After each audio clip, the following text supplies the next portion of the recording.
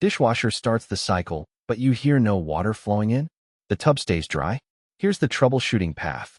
First check, is the water supply valve open? Under your kitchen sink, there's a valve that feeds the dishwasher. It's usually a small knob or quarter-turn valve on a line branching off from the hot water supply. Make sure it's fully open. This catches about 20% of no-fill calls.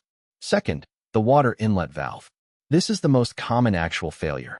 The inlet valve is an electronic component that opens when the dishwasher signals for water. When it fails, no signal gets through and no water enters. Replacement runs 100 to 200. Third, the float switch. Inside the dishwasher tub at the bottom front, there's a small float, a plastic dome that rises with the water level. If it's stuck in the up position, the dishwasher thinks the tub is already full and won't fill. Push it down manually. If it moves freely but still doesn't fill, the float switch underneath is bad. About $100. Fourth, kinked water supply line. Pull the dishwasher out and check the water line. Copper lines can kink. Braided stainless steel lines are better and don't kink.